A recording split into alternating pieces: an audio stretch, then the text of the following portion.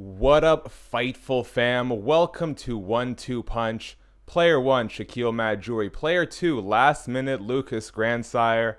Saving the day. We were going to have you on next week was the hope, but had a bit of a last minute complication. Thank you for doing this, my man. Of course, man, you caught me. I was on the exercise bike cutting weight, so it was perfect. I was like, you know what? I'm on weight. Let's do it. I'm off today. Let's step in, stay ready so you don't have to get ready. That's me. Would it be rude to ask what weight division you're fighting in? Please, Shaq, mind your own business.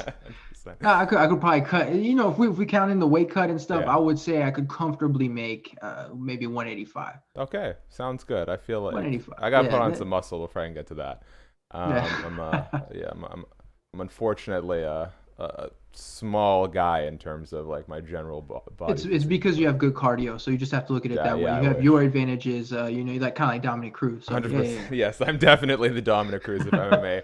Guys, welcome to One-Two Punch. If you are a reoccurring viewer or visitor, thank you for joining us. If it's your first time, let me give you a quick rundown of how things operate. This is One-Two Punch. It's MMA news talk on a win-lose-draw system. What that means is we're going to sort of assign the week's biggest winners and losers before drawing up a little preview for UFC Vegas 16. If you're wondering, we're not saying these guys are winners or losers. We're just kind of saying whose stock went up, whose stock went down. It's all in good fun. I'm going to hit this intro and we'll dive right into it.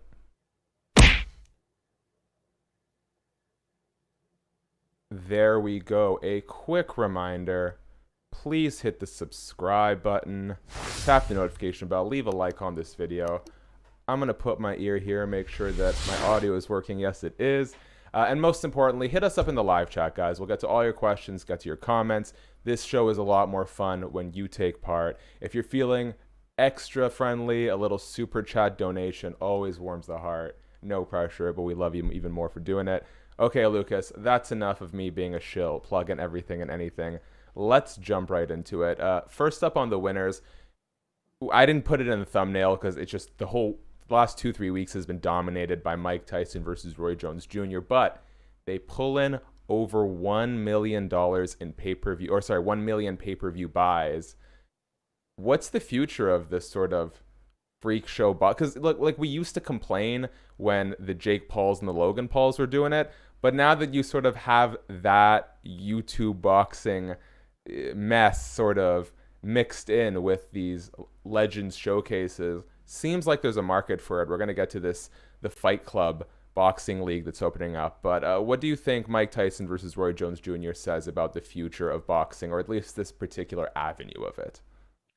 Well, that's the thing. I mean, you hit it right on the dot. I mean, there's a market for it. I mean, you saw that. The thing is, it's difficult because you don't know if it's the old legends that prove that there's a market for that, or if it's the YouTube stars. But freak show boxing. I mean, you showed that the people love it, and there is a big future for it, and it's very exciting for if you're a fan of these kinds of crap fest of fights. I mean, you just showed that there people are going to tune in for it no matter what. At this point, it's not about skill, it's about the name value, which we should have known in combat sports for a long time. So we're going to see more crap fests like this until, right now, these were two guys who in their prime, they were very high level, Mm-hmm. right? These were two of the best.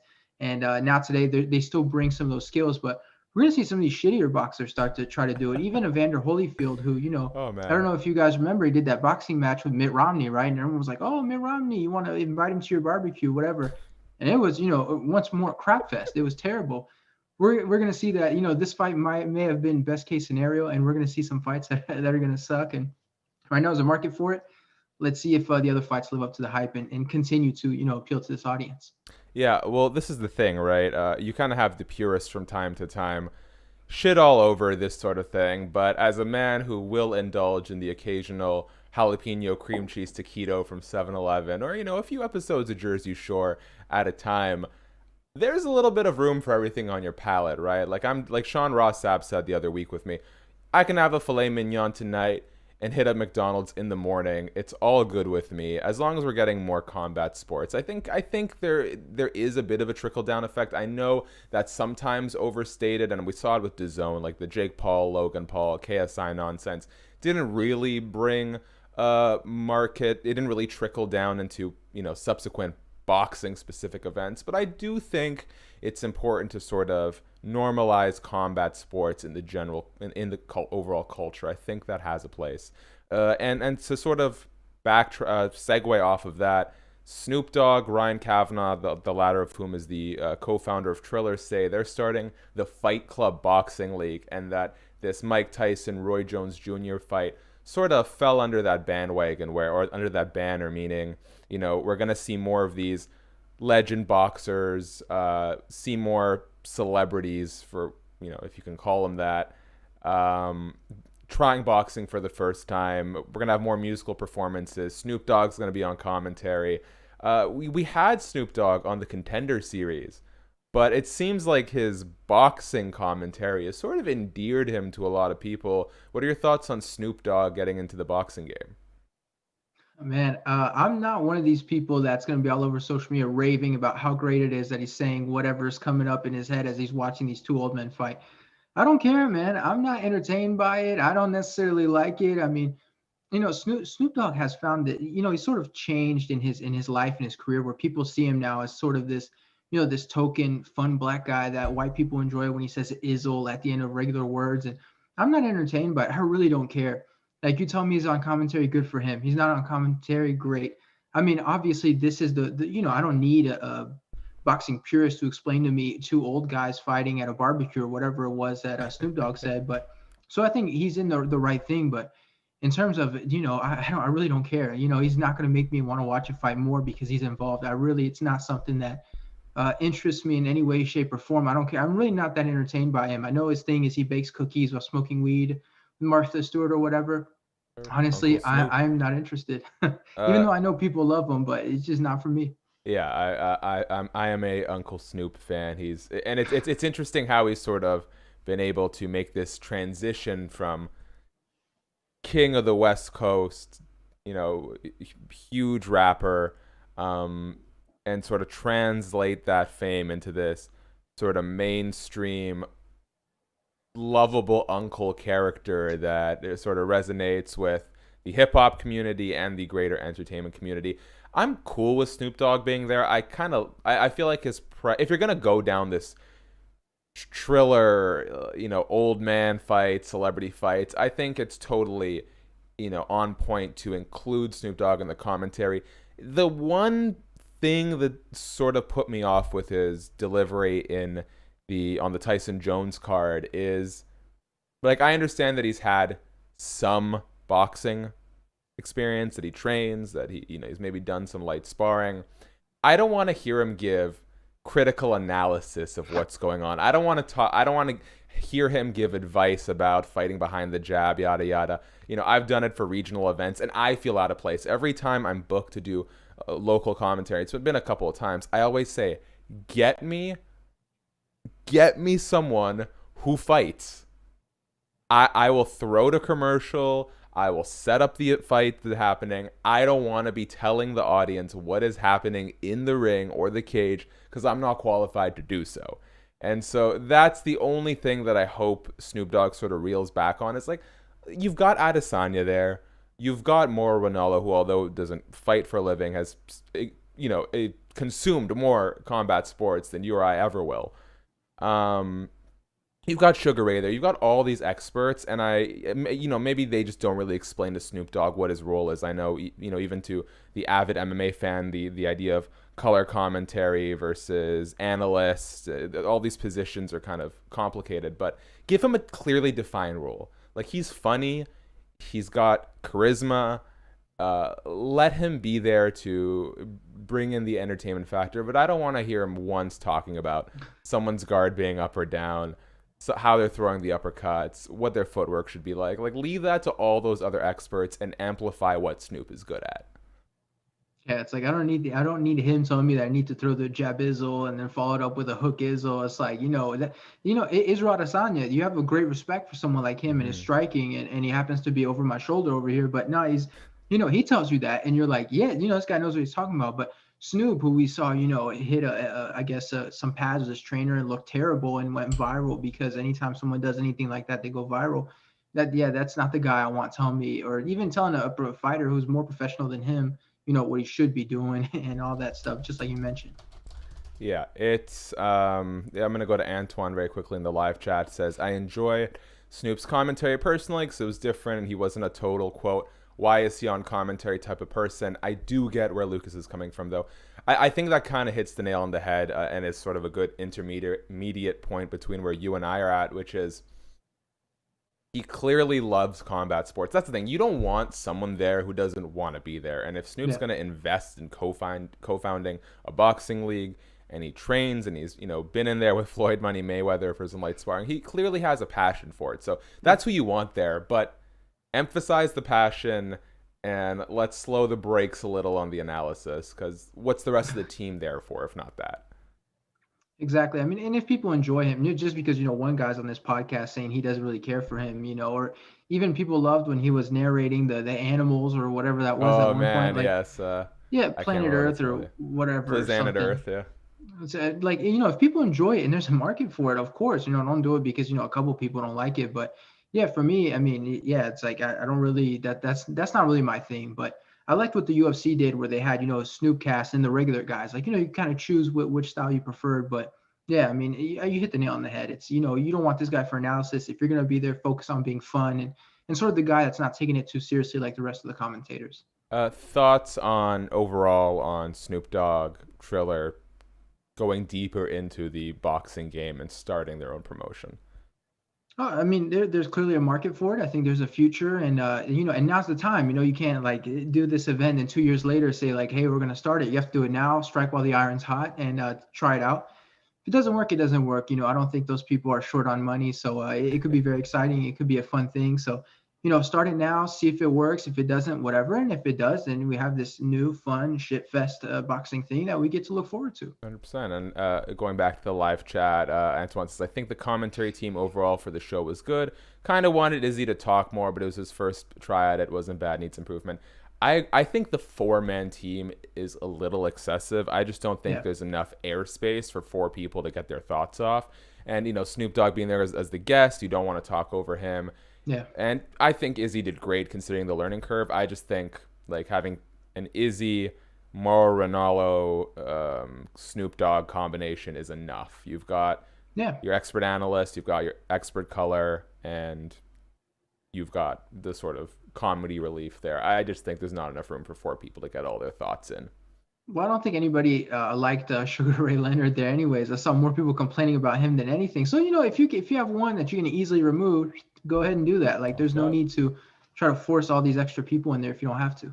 All right, let's move on to my final winner of the day, which is Anthony Smith, coming off of UFC Vegas 15. Quick first-round submission over Devin Clark. And this was a real crossroads moment for Anthony Smith. He was coming off of that brutal, I think, 4th or 5th round TKO loss to Glover Teixeira. Subsequently, a very one-sided unanimous decision loss to Alexander Rakic. And, people were kind of saying, is the writing on the wall, has the division caught up to him? Was his sort of rise to the top of the 205-pound division always meant to be short in nature? Or can he just not handle it? Should he go back down to middleweight? And we saw what was a really important fight against Devin Clark.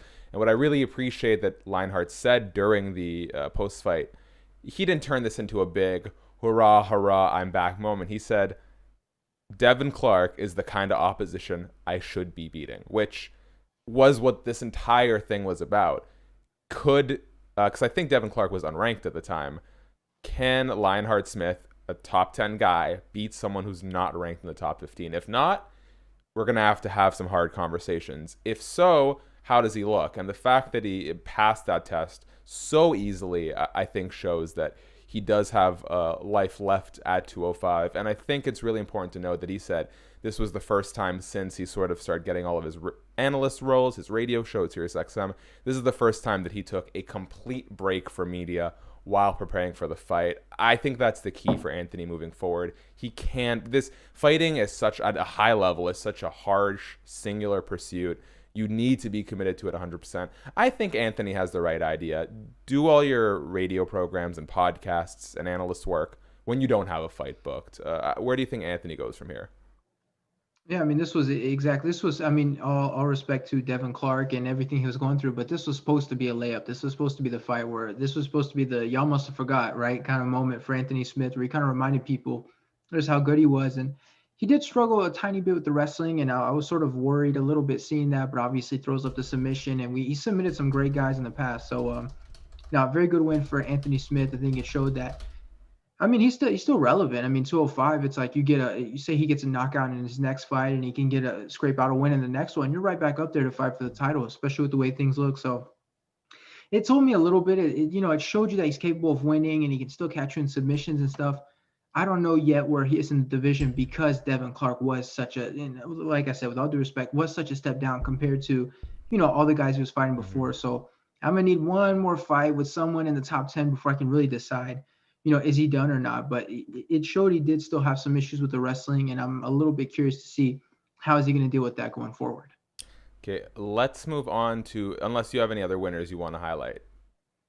That's pretty good. All right, let's move on to the loser section. No offense to y'all. Before we get there, quick reminder, guys, hit that subscribe button, tap the notification bell, and leave a like on this video. Leaving a like, especially early on, helps us get onto more feeds, helps us reach more and more people who might enjoy this good programming. And of course, reminder, hit us up in the chat, guys. The more you talk, the more you cure me of my paranoia that the sound's not working, that the video's not working. So go ahead, hit us up. We'd love to hear from you guys. And with that said, let's move on to our losers of the day. First person I want to tackle, he's the star of my thumbnail for unfortunate reasons, Yair Rodriguez. Dana White at the UFC Vegas 15 post-fight press conference had sort of an ominous statement about Yair because, he's been linked to this Zabit Magomedsharipov fight for what feels like the entirety of both their UFC careers. And when asked if that fight is going to be booked soon, Dana just says, there's something up with Yair. If he hasn't told you yet, there's a reason. You'll hear from my dude. I thought someone died. I thought that, he severed his limbs in some freak accident. Like, I don't know why Dana White had to make it sound the way he did. I know that these days especially, he's super reserved. Like, he won't, unless, whoever he's talking to off camera says, oh yeah, we can talk about this. He is tight-lipped on everything. At least let us know that everything's relatively okay. So what happens? Yair Rodriguez, my rant's over here. Yair Rodriguez failed to sort of notify USADA on his location. One of the perks, I say jokingly, about being under this USADA banner is the fighters have to always say where there's an app. They got to say where they are at all times. So USADA can roll up while they're eating dinner, while they're hugging their grandkids, while they're at a funeral, if you're Yancy Medeiros, while getting it in on the couch, and test them, whenever they want. So apparently Yair failed to disclose his location 3 times over the last year. He's been suspended 6 months. On the plus side, he won't really be out that long. I think it's something like March. Is it March that he gets to come back? Do we know? I think so. I think I heard something like that, but Okay. I'd have to look to confirm. Yeah, I will double check briefly. Now, most would say this is a loss for the fans, for Yair, for Zabit, because we've really been waiting to see that fight, which is truly, who is the next guy at featherweight? Is it Yair? Is it Zabit? These super exciting, multifaceted next generation fighters. But you got some people saying that at least short term, this is a good way to sort of circumnavigate USADA if you want to do a little cheating here and there. Take a 6-month suspension, and in the meantime, dope up for a year. I'm not accusing Yair of everything, but what do you sort of make of this rather unique, unprecedented, irregular move to basically hide from USADA? I mean, first things first though, Dana White, that was not slick at all. Like, can we talk about it? Or I'll have to let you. It's like I go on Twitter, it's USADA, and everybody's convinced it was USADA. And then Mark Raimondi tweeted, and everyone's like, yeah, it's USADA. Like, what was it gonna be? No one's gonna think Yair died or something. Like, until Yair tells you about his grandmother having cancer. Like, I can't reveal his future. This is obvious. It was like, yeah, it's probably USADA. I'm surprised this doesn't happen more often, because when you deal with fighters for the interviews and stuff, you see how how sometimes flaky they can be on times and stuff like that. So I'm surprised we haven't seen more of these kind of suspensions and guys forgetting to update. But I don't think this is the same thing as, I think who was it? Was it Vanderlei Silva that ran from the drug tester, or I think something happened with Chael where they're hiding from them too. Like I don't think it's the same thing. And it's one of those things where you look at USADA and and it sort of frustrates me even more because I'm sitting there like, leave our fighters alone, leave our fighting alone. Sitting there suspending guys for nothing. Like it's not like they probably still tested Yair anyways. Like if he was cycling something, they're probably gonna find it anyway. So it's annoying seeing them do stuff like that. But you do want to tell Yair, like I'm sure somebody told you next time you're getting suspended. So, but I'm just surprised it hasn't happened more often. Because anything that starts to inconvenience and be annoying like that, people tend not to do it. So, but yeah, I don't think this is necessarily the case of he's back there cycling like D-Bowl and all that stuff, and then kind of hides from them. I don't think so, but it's annoying for sure. Yeah, I'm looking forward eventually, whenever it may be. We know how tight-lipped fighters and managers can be, but I'm looking forward to hearing the story from the horse's mouth in that regard. Let's briefly touch on Niko Price, and by extension, every other weed smoker, ganja enthusiast, procurer of the devil's lettuce that has unfortunately gotten screwed over by the Nevada State Athletic Commission or any other athletic commissions. Niko Price gets suspended, I think 6 months.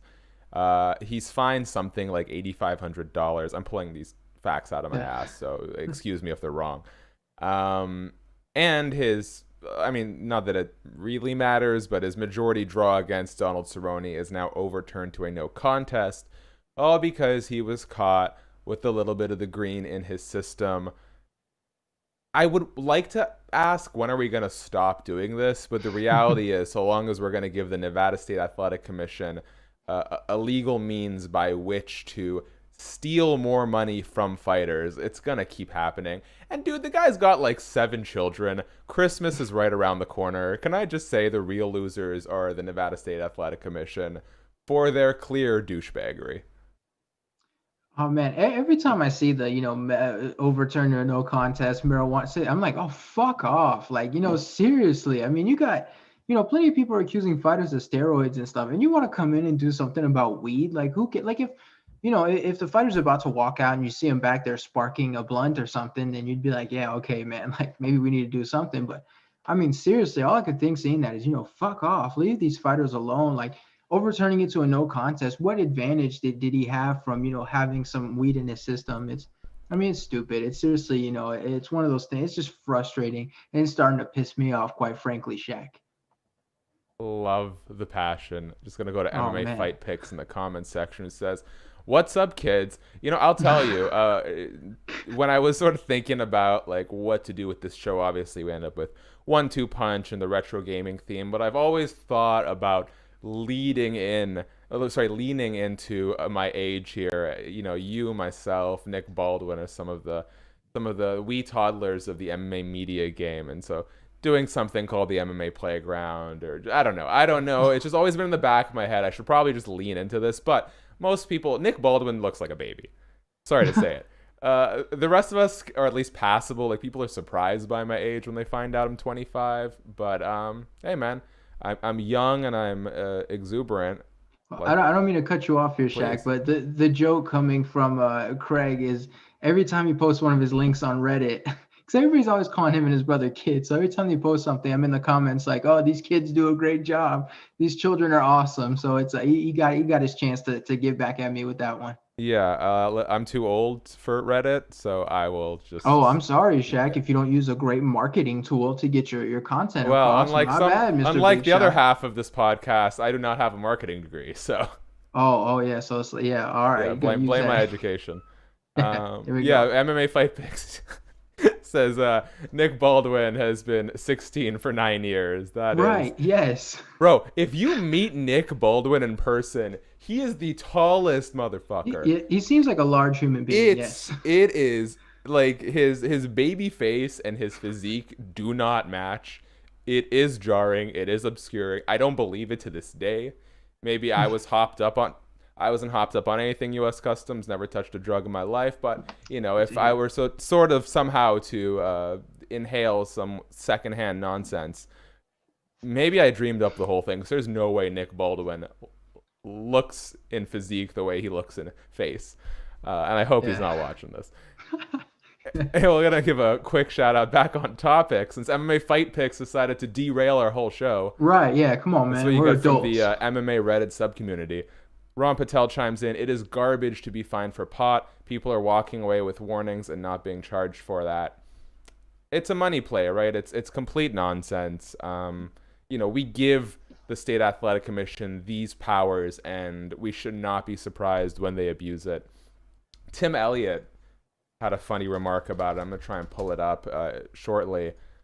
And Antoine chimes in, not to mention Sean O'Malley's persona is involved in ganja smoking, and UFC had no problem marketing it when he was fighting. That's the thing, right? It's not the UFC that cares. It's it's these state athletic commissions looking for any excuse to skim more money for the fighters. And what are they doing? What are the UFC fighters really getting in return, aside from the fact that they regulate it? They don't do a good job of regulating it. No. All right, I'm sorry. Like I said, as someone who's never once engaged in any sort of tomfoolery, I'm surprisingly passionate about it. Right. Oh yeah, Tim Elliott wrote, "Stoners are keeping the Nevada State Athletic Commission in business. Ain't that the truth?"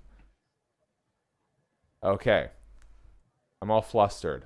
Let me move on to this. Cody Garbrandt. We're not going to say the word because YouTube loves to suppress views.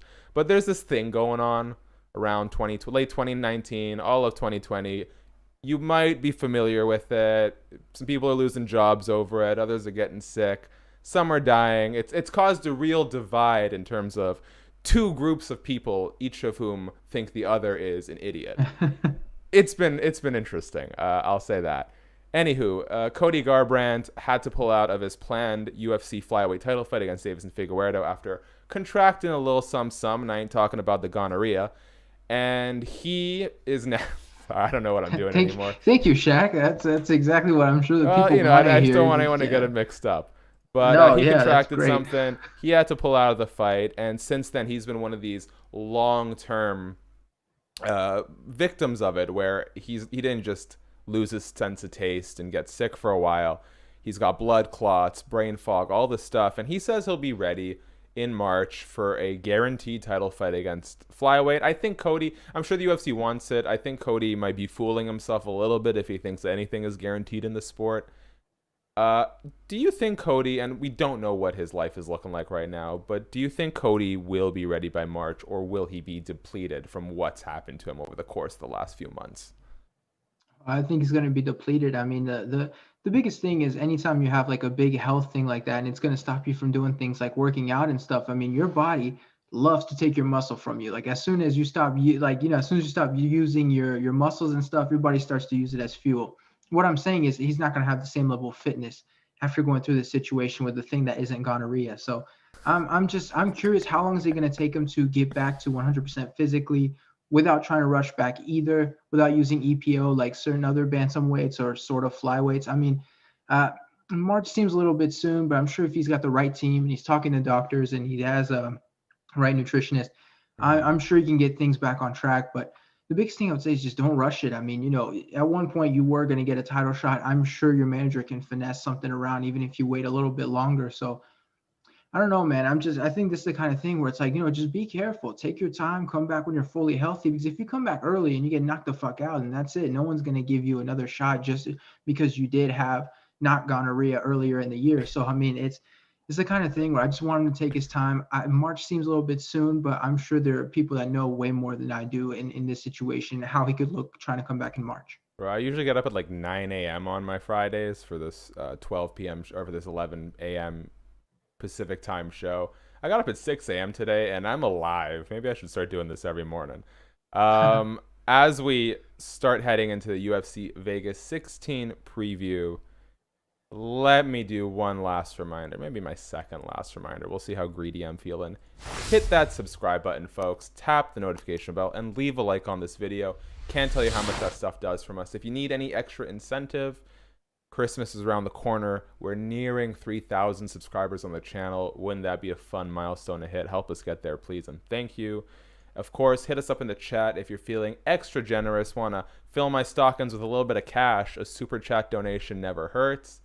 Thank you as always. Let's get to this UFC Vegas 16 preview. 2 questions, both involving the main event, because let's be honest, the rest of the card is trash. I know some purists are going to get upset. We're not saying the fights won't be fun, but the reality is, and I'm gonna bang this bell for as long as people complain about poor Zane Simon and the stuff he tweets. We are not saying these fights aren't going to be fun. In fact, I'd argue when you have regional level fighters on a UFC main card, it's going to be more fun because you're going to see some crazy wild knockouts and not as much defense. But the reality is, there is nothing in terms of storytelling or stakes beyond the bare minimum in MMA to get you invested in anything other than the main event. Listen, I don't particularly care what happens to Ovin St. Preux in this fight, win or loss, because a reason hasn't been marketed to me, right? Like, when you look at what UFC 257 is going to be, and I know Conor McGregor is an extreme example, we're looking at the return of Conor McGregor. We're looking at a rematch. We're looking at, a lot of surprisingly goodwill, donating the money to charity, right? Like, we've got all these different, and I'm sure if I go down the main card, even UFC 256, you've got a flyweight title fight on a record-setting 3 weeks notice. You've got Tony Ferguson trying to bounce back from that Justin Gaethje loss, see if he still has it against Charles Oliveira, someone who seems to be as ready as he's ever been for a title shot. There are storylines peppered out through these other cards. There is no storyline going into this aside from what we're going to talk about, which is Jack Hermansson versus Marvin Vettori. First, let's talk about Marvin Vettori. He has been yelling and screaming on social media to anyone and everyone who will listen about a lot of things, much of which I disagree with. But let's talk about the one thing I do agree with. People are ducking this guy. He looks good, and he is ready for a big fight. Who would have thought it'd be against someone as highly ranked as Jack Hermansson on such short notice? I guess it's one of the rare benefits of fighting through this global circumstance that we're all in. Is this better than what Marvin Vettori could have hoped for under normal circumstances?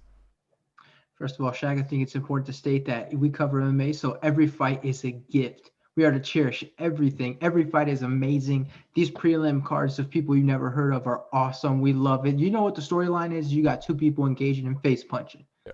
Now that I got that out of the way. 52 weeks so everybody come follow me on Twitter. Now you see I'm great. I'm this purist. No card is trash. Everything is great. Better than you hope for. I mean, for sure, you have a guy like Jack Hermansson who, has a style where he favors the ground. Marvin Vettori, we've seen him destroy guys with his wrestling. Well, destroy might be a little bit strong, but he's used his wrestling. So, I mean, this is the kind of fight that's going to help tell us if you're legit or not. I mean, he's been around the UFC long enough that he needs these kind of opportunities. And, it's better than what he hoped for. I mean, he was going to get the very slow grind of someone you might have heard of but isn't ranked, someone you've never heard of but he's like number 15. And now it's like Jack Hermansson, and it's sink or swim. So better than he could have hoped for sure. Great opportunity.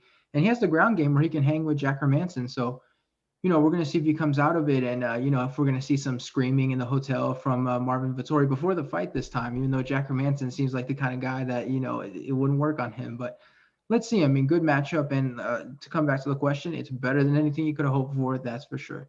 Jack Hermansson is without doubt top 2 nicest fighters I've ever met. I don't think I would be troubled if you have a reason, at least, in pub, maybe if you know him like super close privately, he might get annoying. I don't know the guy, but in general, like one-off interactions, you are problematic if you are trying to pick a fight with Jack Hermansson outside of the octagon. Tremendous opportunity for Marvin Vettori. Someone in the comment section, let me see who, MMA Fight Picks. Very, very, thank you. Trying to derail the show back to back. No, he's got a good comment here, which is, how is Jack the dog here? Ain't that the truth? I don't even think it's, I think it's subconscious at this point, but I just always seem to resonate with the guys that are overlooked constantly. I was on the Stipe Miocic hype train way, way before anyone was talking about title contention. And the same goes for Jack Hermansson. He's coming off of a quick, dominant first-round submission win against Kelvin Gastelum. Marvin Vettori looks phenomenal. Give Adesanya his second hardest test in history, which, by the way, Jack Hermansson destroyed Kelvin Gastelum.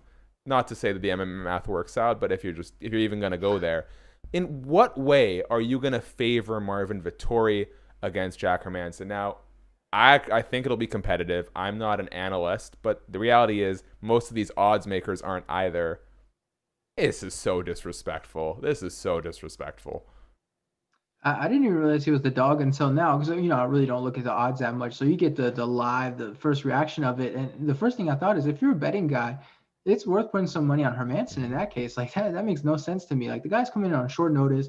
I think people put too much stock in that Adesanya fight. That's what it is, because Marvin keeps saying I almost beat him. So I guess people were like, oh, he's the lineal champion because of this, because of that. So I don't know, man, but it seems to me like the kind of thing that it's worth looking into if you're a betting man, because those odds make no sense to me. Gonna go back to the chat. Joseph Boza, good to hear from you. Joseph chimes in. It's weird that the musical chairs happened. How could Kevin Holland go from having the thing to facing Jacare next week? Is it really because of the rankings issue? That's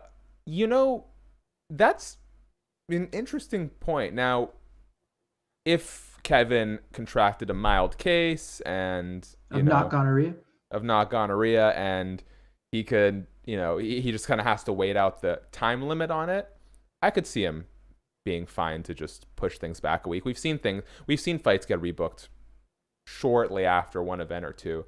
But Joseph raises an interesting point, which I don't think is the issue. I think they would have just been straightforward with it. But I wonder if the Nevada State Athletic Commission would have even let Kevin Holland fight Jacare, because they can be very picky sometimes about ranked guys fighting unranked guys. But they did let Devin Clark fight Anthony Smith. So my hunch is that has nothing to do with it. Yeah, I didn't think so either. It seemed like the kind of thing, like timeline-wise, it just worked out, and he was promised a big opportunity, but maybe it's something worth looking into. I don't know. Yeah, and I think Kevin Holland, just based on how many fights he's won this year, they wanted to give him that opportunity first and foremost. And MMA Fight Pick says, I knew Stipe would be champion after he followed me on Twitter. Same. Yes, same. He followed you on Twitter too? Well, you know what? American Thanksgiving 2015, a young man shot his shot and asked if he could get a follow back, and Stipe did it. I don't want to hear nothing bad. It is the people's champ. 5 years later, still following me. You've had better luck than me. I will say, speaking of shooting your shot, I once interviewed Stipe over the phone. Couldn't have been a nicer guy. And at the end, I shot my own shot. I took it a step further. I asked for his PSN ID because I wanted to play some Call of Duty with the world champ, and he gave it to me, but the privacy mode is set that no one can send him friend requests. So maybe he's not even aware of it, but man, talk about crushing a child's hopes and dreams. Stipe Miocic, I got some words for you next time I see you. The old bait and switch. He got Shaq. He's like, oh sure, let me give it to you. Last question here.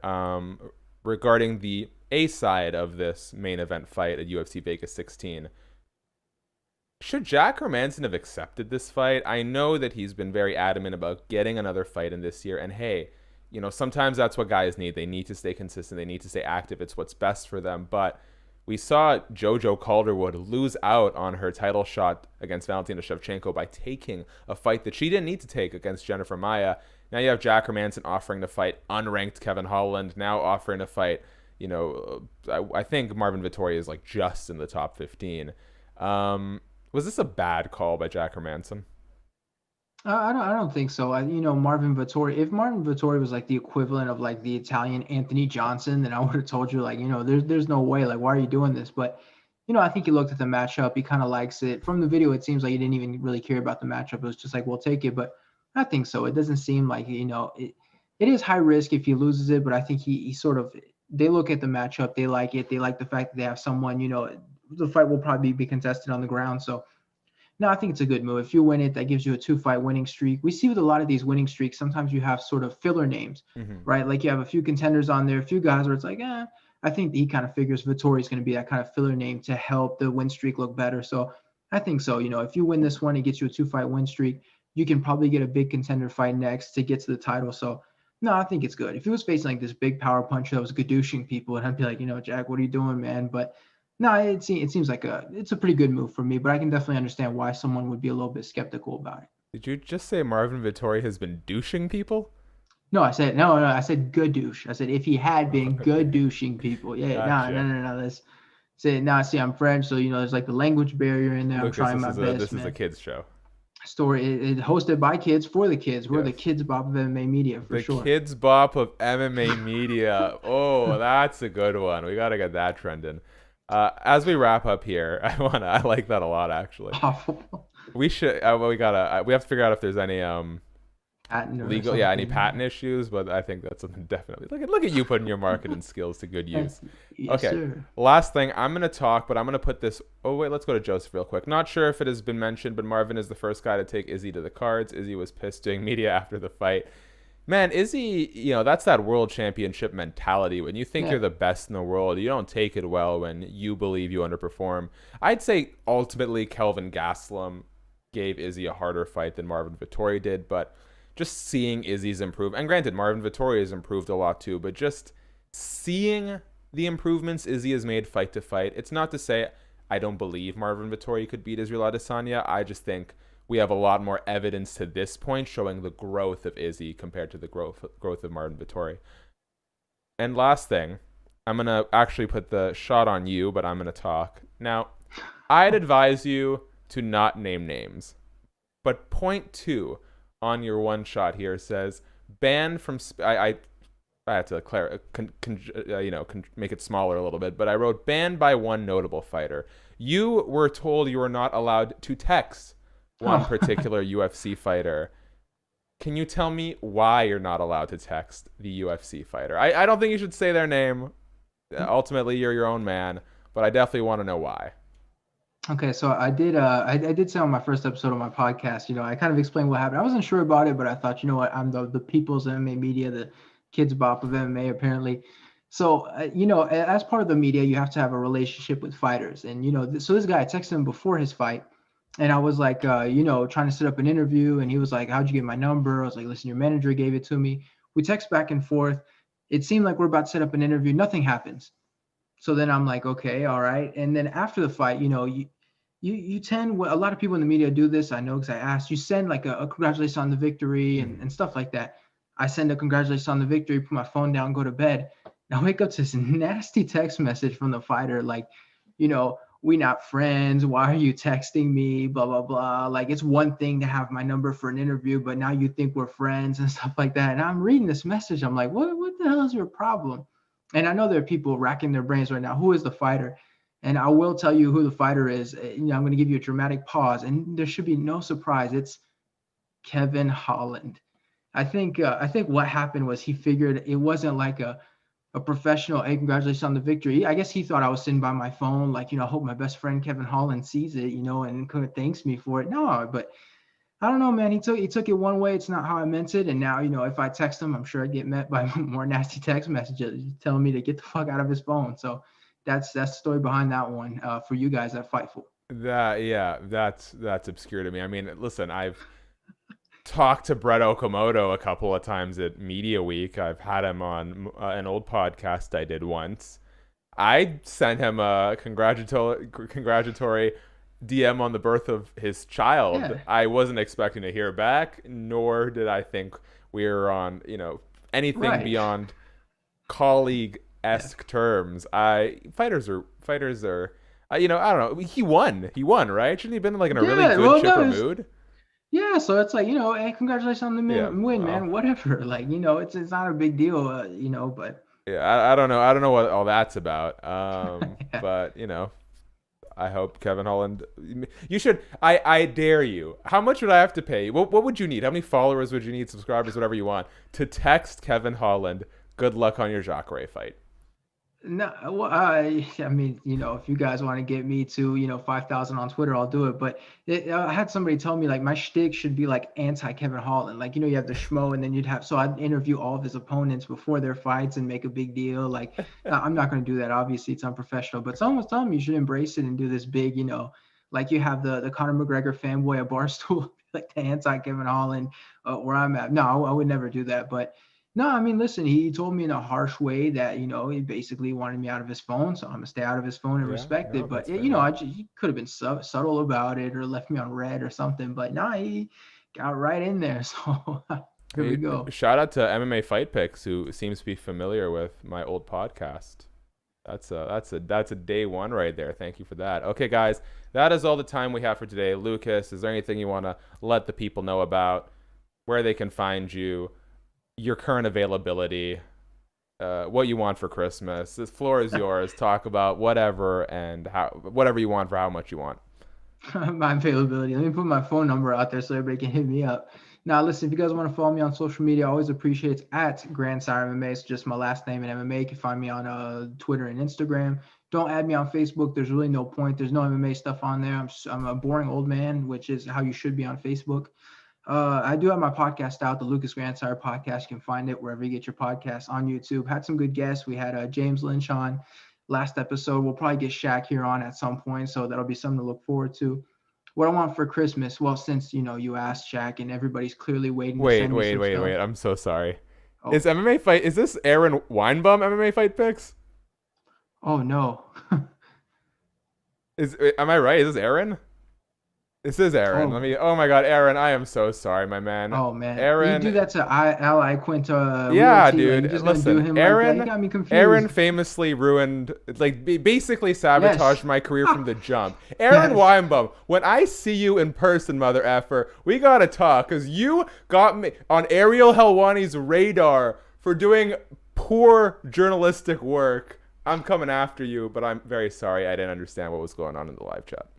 Sorry, Lucas. Oh my God. He just, I'm sitting here thinking it's Craig. And then in reality, it's the guy that came for your career and that still continues to come after your career, Shaq. Look at this. Derails my podcast, derails my old podcast.